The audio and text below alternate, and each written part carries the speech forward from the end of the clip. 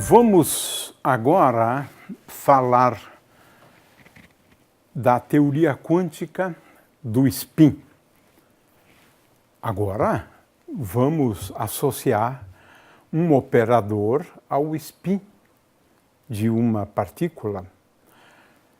É nesse contexto que falamos de teoria quântica do spin. Como é que a gente lida com spin no contexto da teoria quântica? Antes disso, no entanto, nós queremos dizer que essa aula é voltada para dizer o que é o spin, a evolução do conceito, as consequências do spin de uma partícula, a classificação em bósons e férmions, né? E, finalmente, a teoria quântica do spin.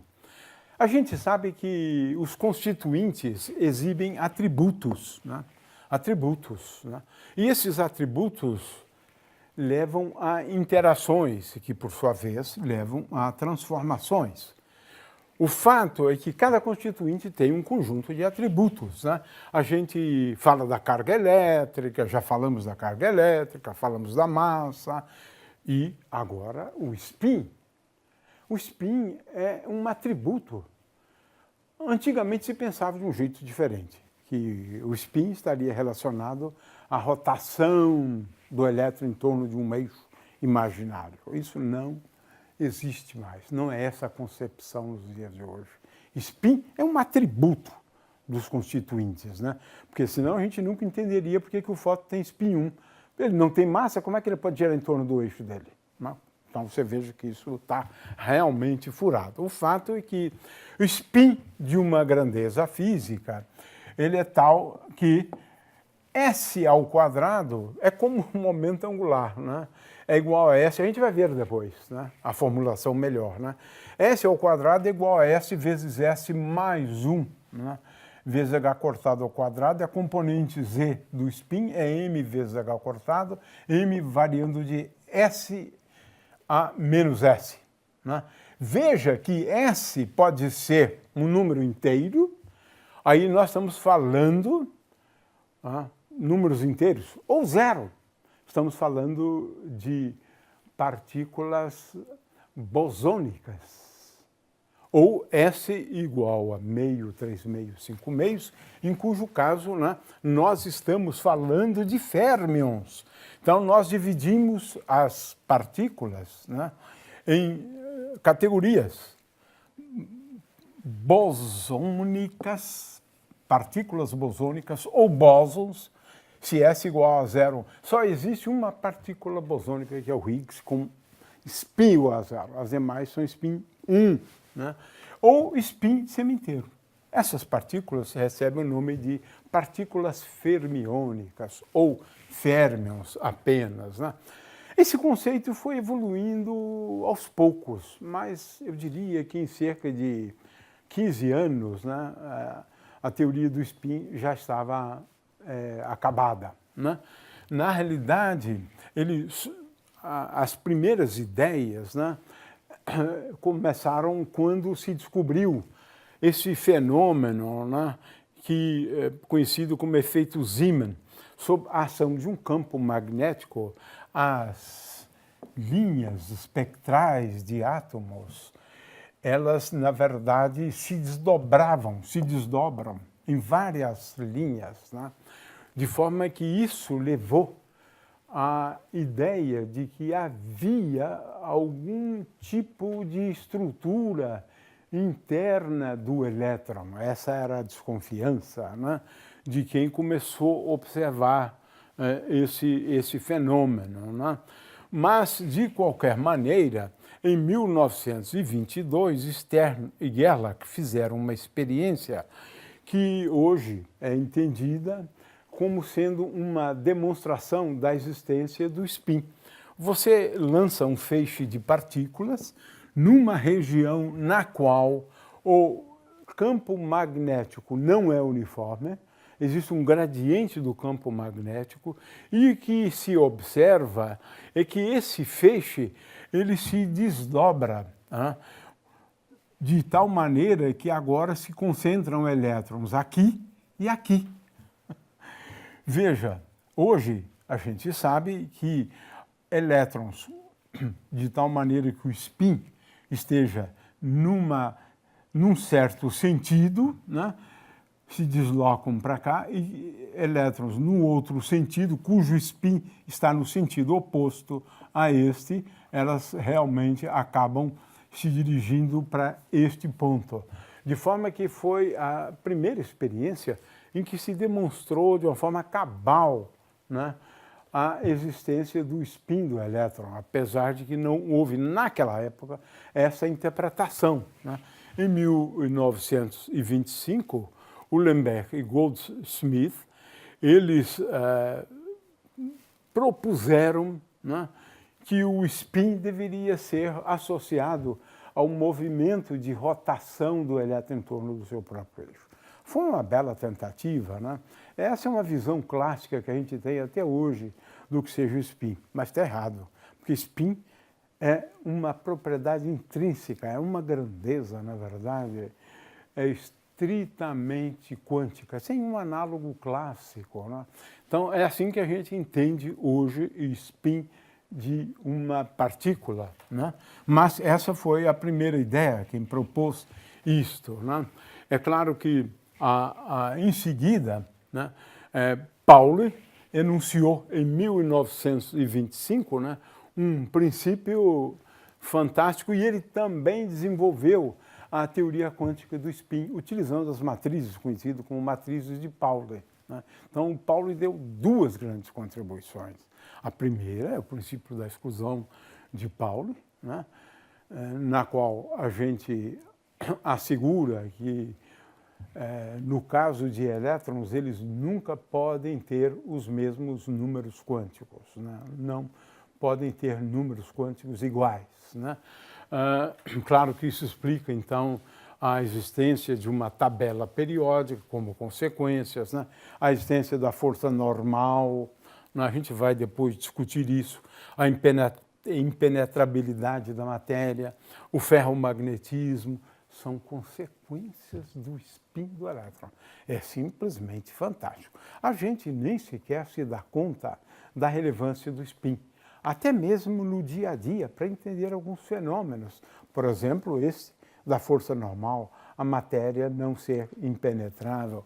Isso tem a ver, então, com o spin da matéria, né?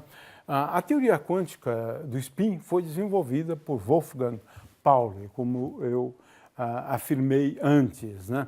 E é sobre isso que a gente vai falar agora, né?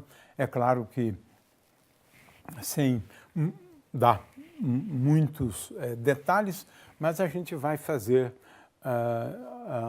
a coisa da maneira mais simples possível, chamando atenção para os fatos, né, principais, né? É claro que Dirac, ele também fez uso do conceito de spin para descrever, né, ou para escrever a equação de Schrödinger relativística. Não tem esse nome, claro, a equação de Dirac, né, que é o análogo da equação de Schrödinger, mas no contexto relativístico. Se a gente tiver um tempo, a gente vai abordar essa questão. Mas, de qualquer maneira, ele percebeu, né, que existe uma função de onda que descreve duas partículas de spin meio. E depois se verificou que uma delas é exatamente o pósitron, que foi uma grande realização da teoria de Dirac, né, que deu um reforço, então, muito grande a esse conceito de spin.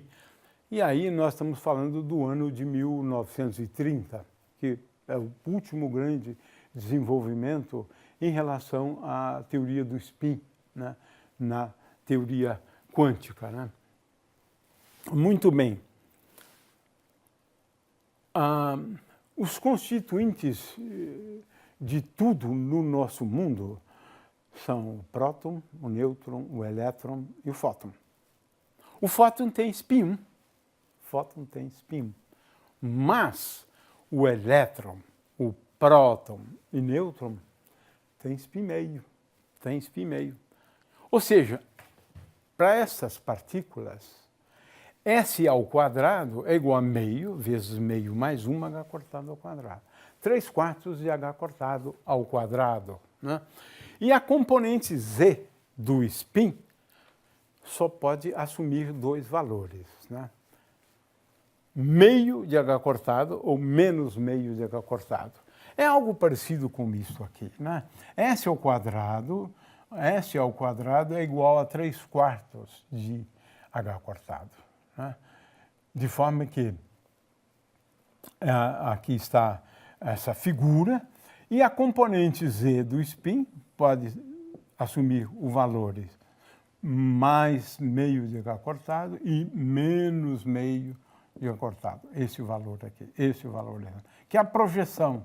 Esse aqui é o spin. Né? Muito bem, essa figura é praticamente igual àquela anterior, mas o fato é que os constituintes últimos de tudo que existe no mundo, 3 deles têm spin meio. E um deles, que é o fóton, tem spin 1. O fóton tem massa zero. Então, para o fóton, certamente não valeria aquela imagem clássica, não é? Do fóton girando em torno do eixo, porque o fóton tem massa zero, não tem matéria, né? Massa zero. Então, não vale realmente isso. A nossa compreensão hoje sobre o spin é que o spin é um atributo das partículas elementares. Né? Então, o elétron tem esse atributo e isso é fundamental para se entender uma série de coisas. Né? Em particular, o ferromagnetismo. Porque, entendo o spin, na verdade, faz com que o elétron se comporte como um pequeno ímã. O spin do elétron faz do elétron um pequeno ímã. Então, o elétron tem uma carga elétrica e tem um momento de dipolo magnético, que é associado ao spin, né? A mesma coisa com respeito ao próton e a mesma coisa com respeito ao nêutron. Eles têm, então, e o fóton, né, que é uma partícula que tem massa nula, e tem spin 1, o fóton.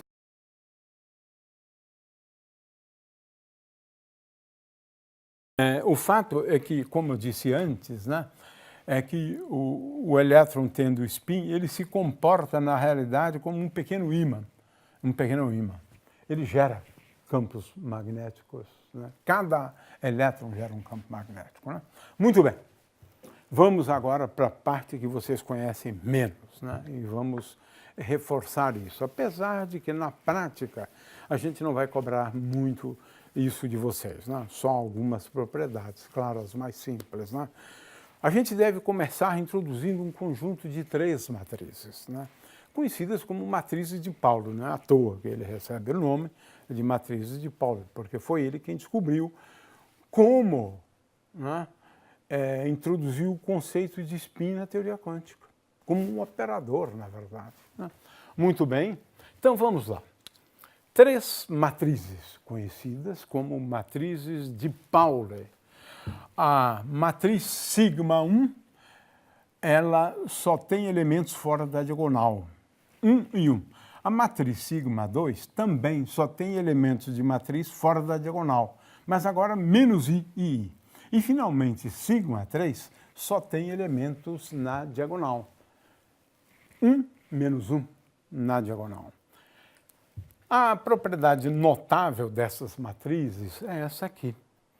Sigma 1 ao quadrado é fácil verificar, mais sigma 2 ao quadrado, sigma 1 ao quadrado igual a sigma 2 ao quadrado igual a sigma 3 ao quadrado igual a matriz 1.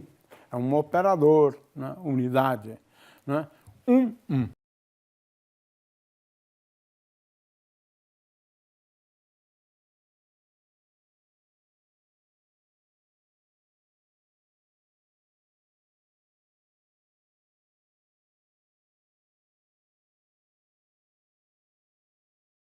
Então, é o análogo, né?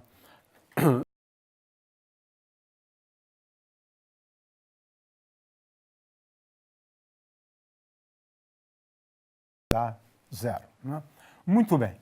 Então, eu introduzi 3 matrizes, né? Agora, vamos ver a proposta feita por Pauli na teoria quântica. Ora, na teoria quântica, sempre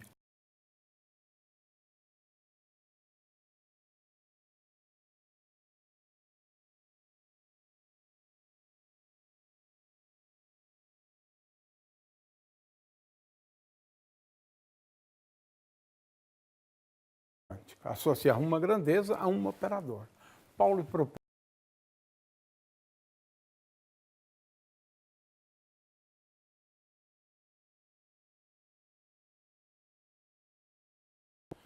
porque matrizes são operadores. Ao operador H cortado, sigma 1. Está aqui. É assim que representa. E não tem outro jeito. No caso de spin, você tem que associar um operador que é um operador matricial. Né? Não há outro caminho, não há outro jeito. Né? Então veja o conceito de operador agora, ele acaba sendo mais amplo. Não é só derivadas, não. Também matrizes. Né? Muito bem. SY, propôs Paulo, ele vai ser representado pelo operador SY chapéu igual a H cortado sobre 2 vezes 0 menos I. Ou seja, H cortado sobre 2, sigma 2. E SZ é igual a H cortado sobre 2 vezes sigma 3. Aí, essa é a proposta. É essa a teoria quântica do spin. Daqui a pouco a gente vai falar sobre estados, né? Claro, mas a gente sempre começa com operadores, eu sempre começo com os operadores, né? Antes de falar em estados, né? É essa sequência que eu estou considerando. Né? Agora, o que é curioso é que o operador S ao quadrado, Sx ao quadrado mais Sy ao quadrado, aqui tem um Sy ao quadrado, mais Sz ao quadrado, é igual, olha só, a H cortado ao quadrado 3/4. Lembram-se do S vezes S mais 1. Aqui está, H cortado, né? Olha, mas S igual a meio. Oh, fantástico. Já dá para perceber que os autovalores de S ao quadrado igual a H cortado 3/4. É bem mais fácil obter aquela regra, né? S vezes S mais 1 aqui, né? É bem mais fácil obter, né? Com matrizes, né? Já você obtém isso direto. Mas tem mais uma coisa interessante, né?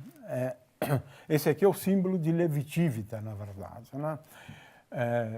Ele é igual a 0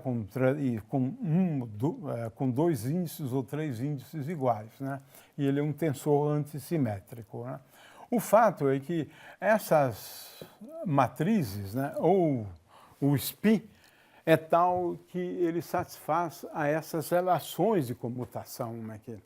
De novo, é como um momento angular. São as mesmas regras de computação do momento angular.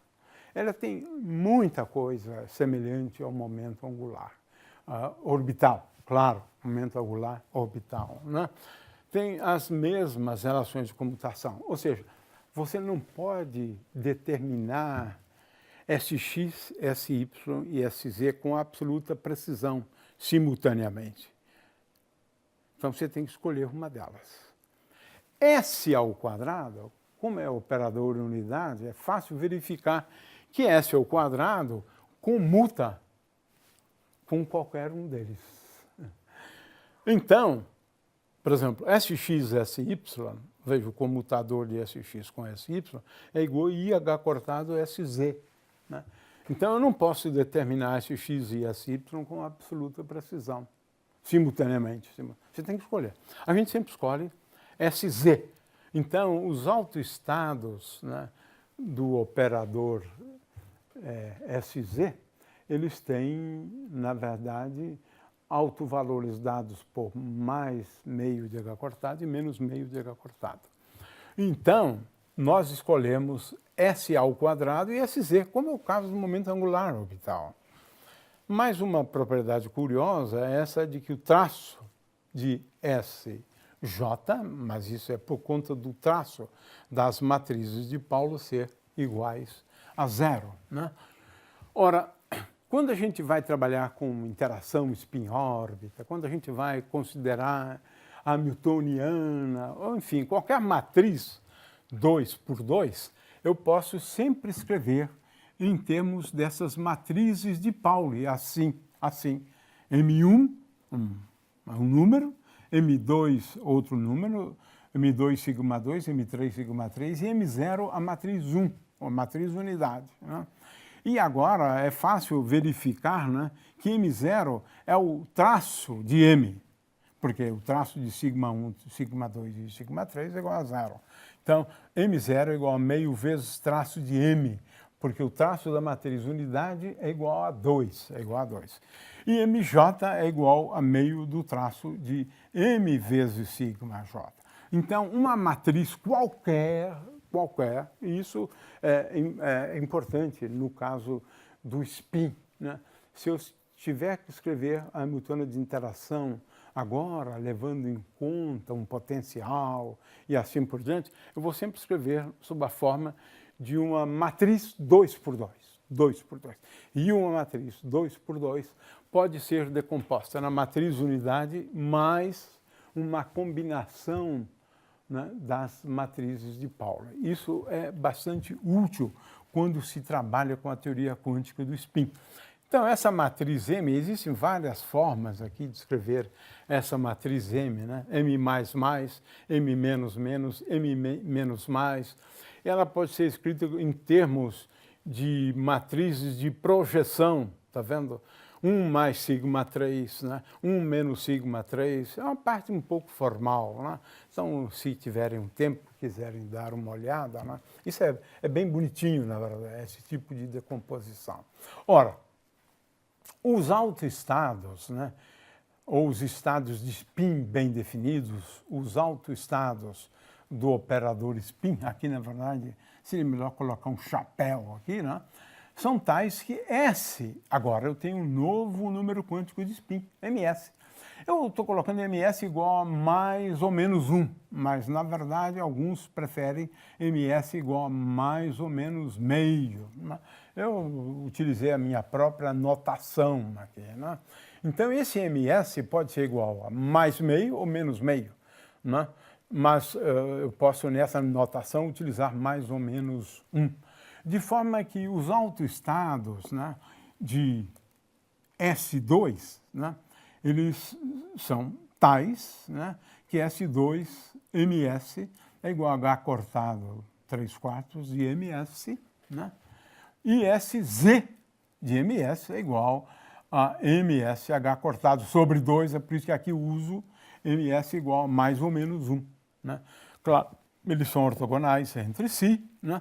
E é claro que agora eu posso utilizar matrizes coluna, né, para representar esse estado de ms igual a mais 1.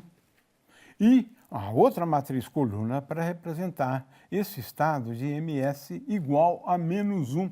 De forma que se eu aplicar a esse estado aqui, né, m sigma z, eu vou obter mais 1, e esse aqui eu vou obter menos 1. Né? De forma que eu posso representar assim, e posso representar esse aqui, o vetor ket, o vetor Bra é um vetor, na verdade, que é um vetor linha. Aqui teria sido melhor assim, na verdade. Muito bem. Então, muitas vezes, mas a gente não vai entrar nesse tema aqui, né? Nós estamos interessados nos estados de spin, né, bem definidos, que são aqueles que nós apontamos antes, e às vezes estados de helicidade. Né? A helicidade é a projeção do spin na direção do movimento, na direção de P.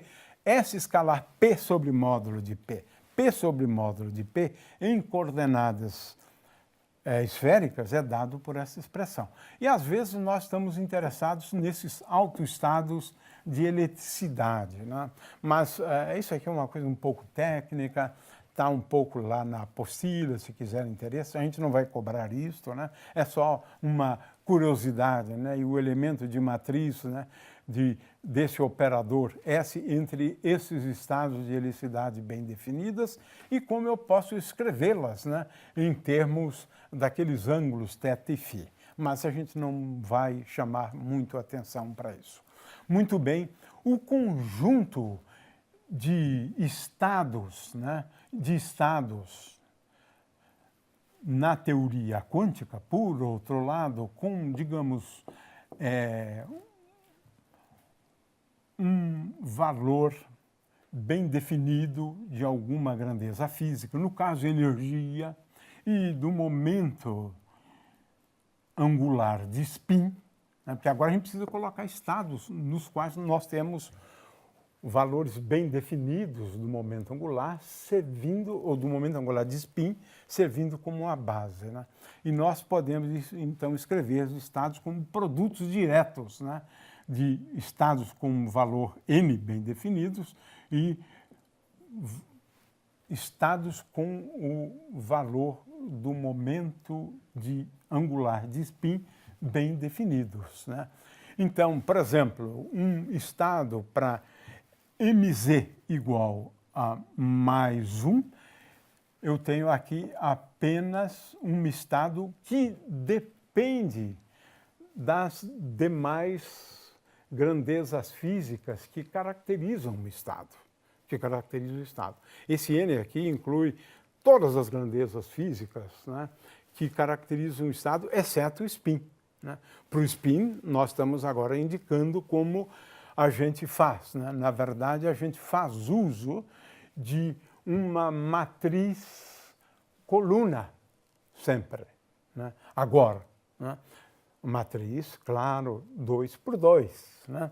De forma que um estado com mz igual a menos 1, ele é representado assim. Veja que agora eu tenho um certo número de conjunto de números quânticos e eu tenho que levar em conta também esse número quântico de spin. Consequentemente, veja, um estado ele é representado assim, né?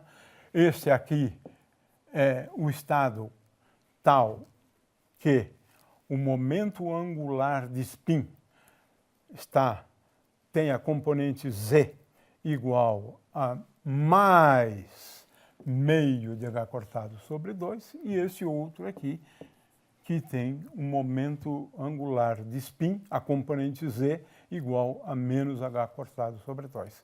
É claro que agora eu posso expandir um estado qualquer em termos desses vetores da base, mas agora levando em conta também o spin, de forma que eu tenho esta expressão, que é equivalente, então, a essa expressão. O fato é que agora a função de onda, na teoria quântica, né, ela acaba tendo duas componentes, né? Uma para spin positivo e uma outra para spin negativo. E a gente coloca essa função de onda, né, com o spin positivo, né, com o spin positivo.